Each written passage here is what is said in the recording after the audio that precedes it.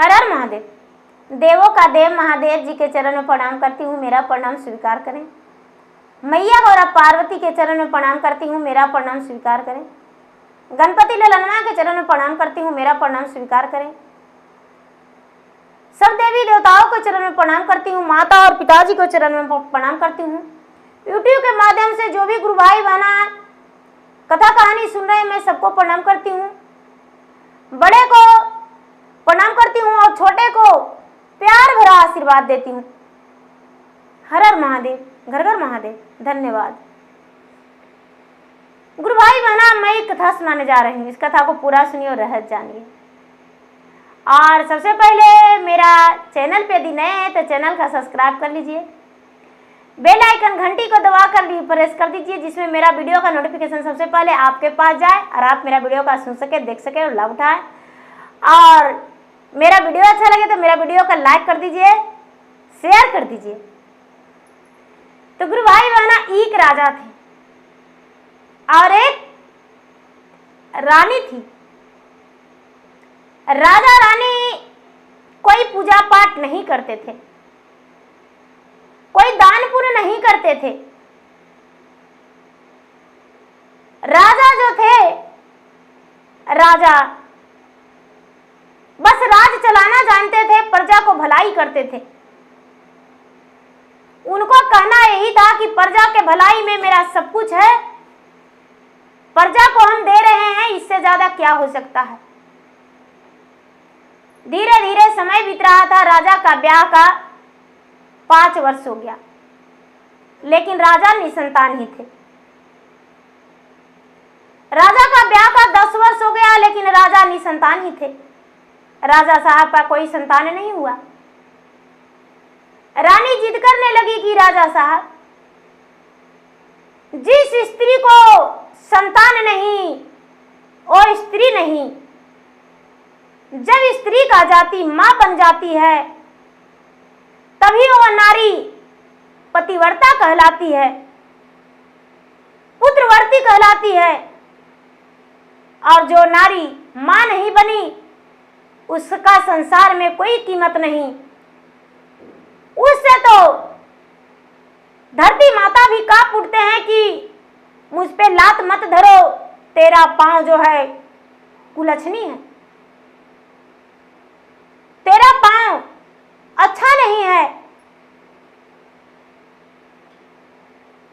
इसलिए मुझे मां बनना जरूरी है।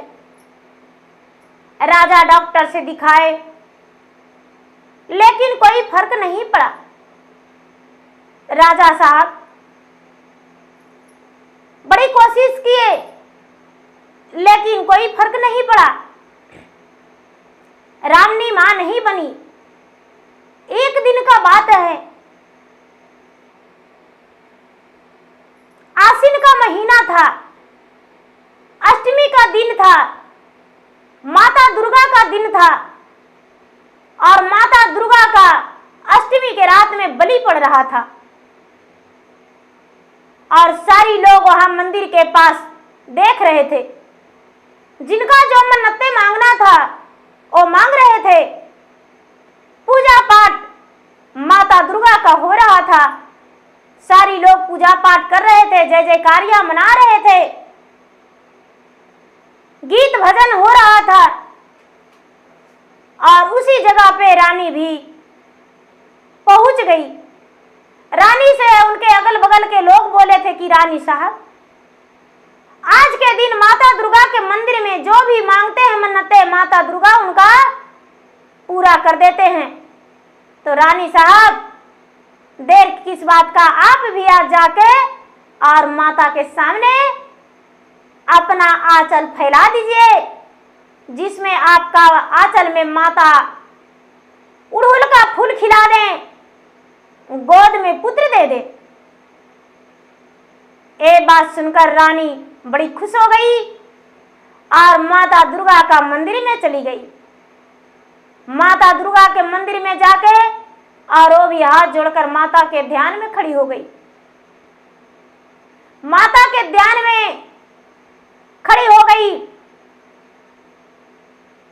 और खड़ी होकर माता से कहती है कि हे माता, आज तक मैंने कोई पूजा पाठ नहीं किया था, लेकिन आज मैं विनती कर रही हूं कि माँ मुझे भी गोद भर दे। माँ, यदि मुझे 2 पुत्र होगा तो एक पुत्र को हम तुम्हारा शरण में बलि चढ़ा देंगे, मुझे पुत्र दे दे माँ।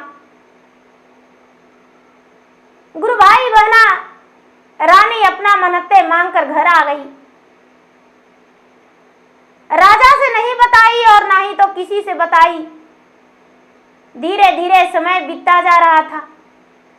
रानी कुछ ही दिन के बाद गर्भवती हो गई। 9वां महीना पूरा हो जाने के बाद रानी का ओद्र से एक पुत्र जन्म लिया। बड़ा सुंदर, बड़ा संस्कारी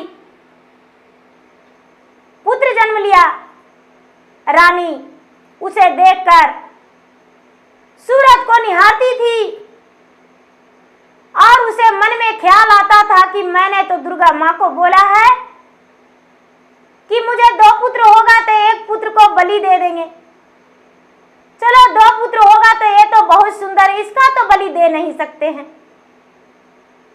छोटा वाला पुत्र होगा तो उसको बलि दे देंगे। लेकिन गुरु भाई बहना, चाहे पुत्र 7 हो या 10 हो या 1 हो, माँ का ममता किसी पर कम नहीं हो सकता है। माँ जो होती है, ममता अटूट उसके अंदर में होता है। वैसा ही एक आध माँ होती है जो अपने बच्चे को देखना पसंद नहीं करती है, धन से प्यार करती है, माँ अपने बच्चे से नहीं। रानी दिन रात मन में यही सोचती थी। धीरे धीरे बच्चा का 4 साल बीत गया और रानी का घर में, रानी का ओद्र में से फिर एक पुत्र जन्म ले लिया। बड़ा पुत्र से भी सुंदर छोटा पुत्र था। रानी सोचती है कि अब मैं क्या करूं, मेरा तो बड़ा पुत्र से भी छोटा पुत्र ज्यादा सुंदर है और दोनों में मेरा मन उतना ही बस गया। अब मैं किसको बलि दूं, माता को। धीरे धीरे धीरे धीरे राजा का पुत्र 10 वर्ष का हो गया। अब रानी बलि देने को लिए तैयार नहीं थी। रानी सोचती है कि अब मैं बलि कैसे दूं, मेरा पुत्र से इतना प्यार और मैं अपने हाथों से अपने पुत्र को कैसे काट देंगे। हे भगवान, हे माता, मेरा ही प्राण ले लीजिए लेकिन मेरा पुत्र को जीवन दान दे दीजिए। रात दिन मन्नतें करती थी। धीरे धीरे धीरे धीरे इस बात को रानी भूल गई। एक दिन आश्विन का महीना आ गया, नवरात्र चढ़ गया। राजा के घर में एक दासी थी। राजा के कई राजमहल बना हुआ था। दासी जो थी उसका एक जुड़वा पुत्र जन्म लिया था।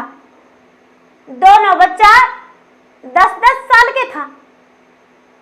दासी बड़ा लालची थी, बड़ा निर्दयी थी। राजा को धन देखकर उसे लगता था, राजा के 2 बेटा है, लेकिन राजमहल तो 4-5 बना हुआ है। राजा के घर में बंटवारा भी हो जाएगा बेटा में, तो राजा के धन की कमी नहीं रहेगा। हे भगवान, मेरा तो 2 बेटा है। भगवान किस लिए 2 बेटा दिया, वो भी जुड़वा। पोलने पोसने पालने में इतना दुख हुआ, इतना कष्ट हुआ, धन का बंटवारा क्या करेंगे। कच्ची मिट्टी का मकान है, वो भी सिर्फ 2 ही कमरा है, अपना बेटा को क्या देंगे। मेरे पास तो कुछ भी नहीं है। प्रतिदिन बड़बड़ाती थी और झाड़ू लगाती थी, पोछा लगाती थी। रानी इस बात को रोज सुनती थी। नवरात्र का दिन आ गया, गुरु भाई बहना, आश्विन का महीना। तो जो रानी थी बड़ी गहरी नींद में सोई थी, तो माता दुर्गा उसको सपने में कहते हैं कि रानी, तूने गहरी नींद में सोई हो। ठीक अष्टमी के दिन तूने अपने पुत्र को बलि नहीं दी, तो नवमी के दिन दोनों पुत्र तुम्हारा मृत को प्राप्त हो जाएगा। एक भी पुत्र तेरे पास नहीं रहेगा। गुरु भाई बहना ये बात रानी सपने में देखी, उठकर चिल्लाने लगी, जोर जोर से चिल्लाने लगी। राजा कहते हैं क्या हुआ? सारी बातें रानी बताई। राजा साहब मैंने भगवान से मन्नत किया था और आज वो सच होने वाला है। भगवान का मन्नतें तो पूरा हो गया मेरे साथ। भगवान ने मुझे 2 पुत्र दिए, लेकिन भगवान का मैंने एक भी नहीं दिया। मैं क्या करूं स्वामीनाथ, मैं अपने बिना पुत्र को नहीं रह सकता हूं। कुछ कीजिए, आपको कुछ करना पड़ेगा। राजा बोले इसमें मुझे कोई समझ में नहीं आता, मैं क्या करूं। रानी जो थी, सवेरा हुआ, दासी आई काम करने को लिए। नौकरानी झाड़ू लगा रही थी, बड़बड़ा रही थी। रानी जाकर बड़े प्यार से बोलती है कि अरे चल की, ये राजमहल तुम्हें बहुत पसंद है? हाँ रानी साहब, ये राजमहल बहुत अच्छा लगता है। क्या ये राजमहल तू लेगी? रानी साहब इसमें पूछने का बात है, लेकिन मेरा क्या औकात ये राजमहल में रहने का। अरे एक बार बोल के तो देखो।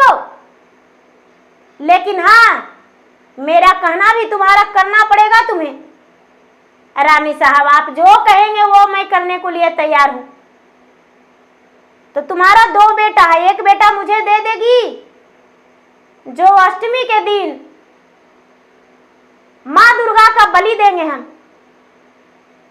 दासी कहती है हाँ, मेरा एक बेटा रहेगा, इतना बड़ा राजमहल का मालिक बन जाएगा, और मेरा बेटा बहुत बड़ा राजा कहलाएगा, और मैं तो ऐसो आराम के जिंदगी बिताऊंगी, कुर्सी पर बैठ के, सोफे पर बैठ के, और आराम से अपना जीवन बिताएंगे। मेरे घर में नौकरानियां रहेगी, नौकर रहेंगे, अनेकों सपना मन में सजा ली। हाँ रानी साहब ठीक है, बात पक्की हो गया। राजा साहब रानी साहब दोनों मिलकर दासी को लिखा पढ़ी कर दिए। दासी को लिखा पढ़ी किए गुरु भाई बहना। तो दासी जो थी नौकरानी, वो छोटा बेटा के नाम से लिखवाई, लेकिन वहां लिखा गया बड़ा बेटा के नाम से मकान। बड़ा बेटा को बलि देने को लिए लिख दी कि राजा के घर में हम बड़ा बेटा को बलि दे रहे हैं, लेकिन लिखा गया छोटा बेटा को बलि दे रहे हैं, और बड़ा के नाम से मकान लिखा गया। छोटा बेटा को बलि और बड़ा के नाम से मकान। जो दासी थी नौकरानी, अष्टमी के दिन, महाअष्टमी, आश्विन मास महाअष्टमी के दिन अपने पुत्र को लेकर नौकरानी राजा के पास आ गई, और राजा से कहती है कि राजा रानी से कि राजा साहब रानी साहब मेरा बेटा को आप बलि दे दीजिए माँ दुर्गा को। तो गुरु भाई बहना, रानी जो थी बड़े प्यार से उसको दूध भात खिलाई। बच्चा अनजान था, बच्चा को कोई पता नहीं। रानी ने सुंदर वस्त्र उसे पहनाई, रानी ने फूलों का हार से सजा दी, हाथ में तेगा ली और तेगा को पूजा की, और मां दुर्गा के मंदिर ले गई। मां दुर्गा के मंदिर ले गई और बच्चा से कहती है रानी कि बोलो बेटा, तुम्हारा अंतिम इच्छा क्या है? तुम क्या खाओगे? तुम्हें कुछ चाहिए? तो बच्चा कहता है नवही महीना माता उद्रा में रखले जी, 32वां दूधवा पीलावलन जी, 7 बरिस माता गोद में खेलावलन जी, अंगुली धरिए के चलालन जी। हंसिए हंसिए माता हमके घुमावलन जी, हम नाही जनले कैलन करतन वीरान जी। कौनी का सुरवा माता हमरा से भयले जी, राजा घर पड़ते बलिदान जी। गुरु भाई बहना, इतना सुनते ही रानी का हाथ से तेगा गिर गया। तेगा गिर गया, सारा लोग देखते रह गए। बेटा क्या हुआ? तू अपने आंख से आंसू गिरा रहे हो, क्या हुआ बेटा? क्या खाओगे, क्या लोगे? माँ, रानी साहब, माँ ने मुझे आपके हाथों बलिदान देने को लिए बोली है, तो मुझे कुछ नहीं खाना है। मुझे माता के बलिदान दे दीजिए। माता के शरण में मेरा गर्दन कट जाएगा और माता के चरण में हम रह जाएंगे। मुझे कुछ नहीं चाहिए माता। रानी, मेरे गर्दन पे तेगा चला दो, मेरा सर दो खंड हो जाएगा और हम भगवान के पास चले जाएंगे। झर झर गिरे रामा अखिया से लोरावा जी, जैसे बहेला गंगा धार जी। धरती न फटे रामा फटे कलेजवा जी, जैसे टूटत आसमान जी। मैया कठोर हई बाबूजी कठोरवा जी, बलका के बलि कैसे दिए जी। हाथ जोड़ के माता से कहती कि हे माता, ये हमसे नहीं हो सकता है, मैं प्राय पुत्र को बलि नहीं दे सकता हूं मां। गुरु भाई बहना, रानी उस पुत्र को हटा दी और अपना दोनों पुत्र को माता के शरण में ले जाके नवा दी। और माता के जिस समय माता का बलि पड़ रहा था, उसी समय अपने पुत्र को जाके वहां माता के चरण में लगा दी कि हे माता, मैं अपने नौकरानी को पुत्र के बलि नहीं दे सकती हूं। मेरा जी कांप रहा है, धरती फट जाएगा तो उसमें समा जाएंगे, आसमान टूट जाएगा तो उससे दब के मर जाएंगे। लेकिन माता, ये मुझसे नहीं हो सकता कि आप स्वार्थी अपने पुत्र को बचाने के लिए किसी को पुत्र को बलि दे सकते हैं। गुरु भाई बहना, रानी को प्रश्न सुनकर और रानी को ममता को देखकर माता नव दुर्गा अपने मंदिर में प्रकट हो गए और प्रकट होकर कहते हैं, पूरा हा हा हा हा ठठाकर हंसने लगे और रानी के सर पर हाथ फेरकर रानी का दोनों पुत्र को उठाकर और मुख भरा आशीर्वाद दिए। आशीर्वाद देकर कहते हैं कि चिरंजीवी भव, आयुष्मान भव, तुम्हारा दीर्घायु हो, तुम अमर हो जाओगे, कभी भी तुम्हें कोई प्रकार का कोई दुख नहीं होगा। यमराज भी आएगा तो वो खाली हाथ लौट कर जाएगा, तुम्हारा प्राण को नहीं ले जा सकता है। तूने तो मेरा दिया हुआ पुत्र है। अरे देवी दुर्गा तो पुत्र की प्राप्ति देते हैं, बलि लेते नहीं हैं। वो तो प्रेम का भूखा है, वो तो प्रेम के बस में बस घुल मिल के रह जाते हैं। मैं तो प्रेम के बस में रहने वाली हूं। उठो रानी, उठो। रानी जो थी माता के चरण में गिरकर माता के चरण धर के कहती है कि माता,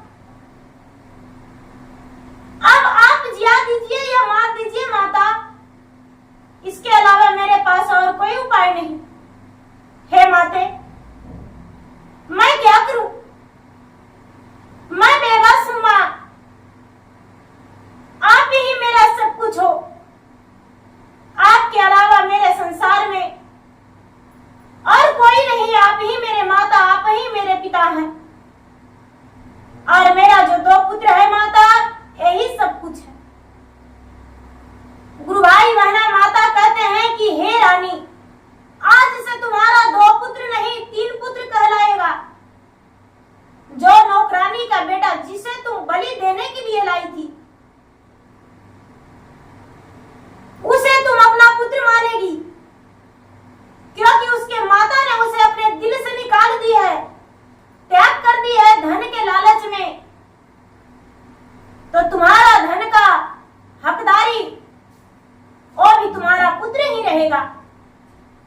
बेचारी रानी तीनों पुत्र को अपने अखबारी में भर के आंचल से छुपा के कहती है कि हे माता, ये तीनों पुत्र मेरा ही रहेगा, भले मैं इसे जन्म नहीं दिया हूं, लेकिन हर खुशी इसे भी मैं देने को लिए तैयार हूं मां। गुरु भाई बहना सारा लोग जय जयकारी मनाए माता के, रानी साहब को भी जय जयकारी किए और जय जयकारी करके माता को पूजा संपन्न हुआ। सब लोग अपना घर आ गए, रानी भी अपना घर आ गई, तीनों पुत्र भी घर आ गए। जो नौकरानी थी उसे पता चला कि मेरा पुत्र को बलि नहीं पड़ा। अब तो सोचती है कि राजमहल मुझे नहीं मिलेगा। नौकरानी जो थी कोर्ट में केस दाखिला करने को लिए गई कि भाई रानी जो थी रानी मुझे देखने को लिए राजमहल बोली थी, अब नहीं देगी, मेरा पुत्र का बलि नहीं दिया। गुरु भाई बहना ये बात सुनकर वहां के लोग तो चिंतित हो गए, चकित खा गए कि कैसी मां हत्यारिन है, धन के लालच में अपने पुत्र को बलि देने को लिए कह दी। हे भगवान, तुम्हारे जैसे स्त्री तो पुत्रवान ही नहीं निसंतान ही रहे। गुरु भाई बहना वकील जब इसको कागज को देखते हैं तो कहते हैं कि अरे तुम्हारा बड़ा पुत्र का नाम से वो घर राजमहल है, तुम्हारे लिए नहीं, तुम्हारा बड़ा पुत्र का है, तुम्हारा छोटा पुत्र का नहीं।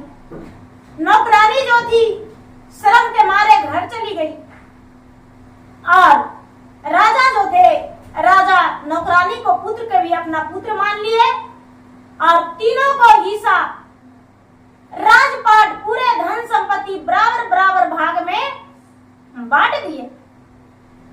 राजा मरने से पहले तीनों का धन संपत्ति बराबर बराबर भाग में बांट के लिख के कागजात बना के तीनों को जिम्मा कर दिए। राजा का तीनों पुत्र खुशी खुशी से जीवन बिताया, उसका जिंदगी में कोई प्रकार का कोई दुख नहीं हुआ।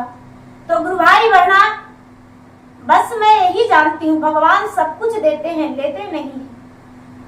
बस भगवान भावना के भूखे हैं, भगवान भोजन के भूखे नहीं, भावना के भूखे भगवान है।